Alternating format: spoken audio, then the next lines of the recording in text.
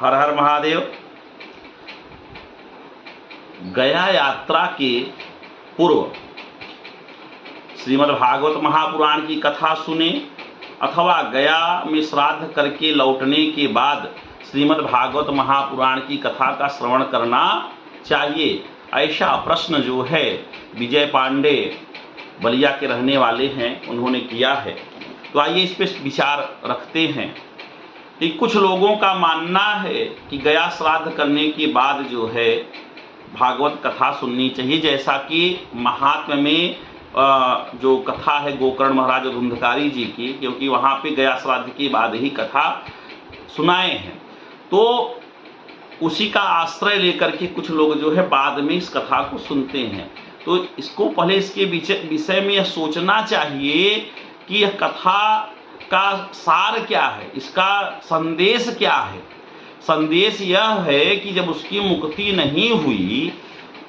धुंधकारी की, तब यह कथा कही गई, तभी इस कथा के लिए जो है सूर्य भगवान सूर्य नारायण का जो है निर्देश हुआ,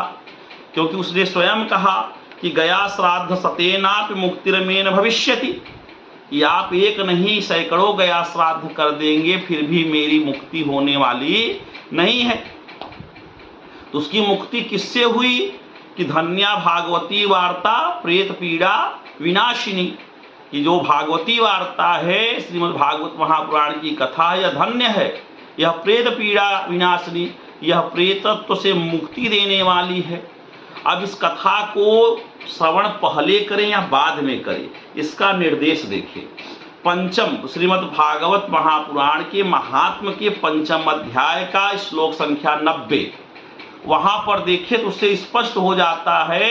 कि श्रीमद् भागवत महापुराण की कथा को पहले ही श्रवण करना चाहिए।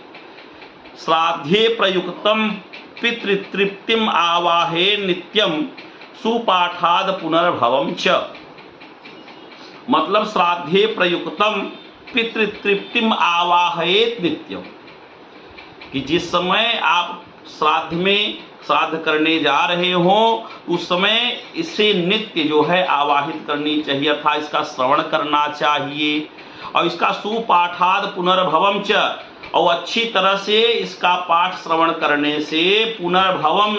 पुनः जो है जन्म नहीं होता है, अर्थात जीव की जो है मुक्ति हो जाती है, पितरों को शांति मिलती है। और नित्य भागवत के पाठ करने से अथवा इसके श्रवण करने से जो है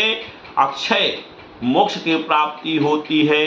क्योंकि इसको पढ़ने से और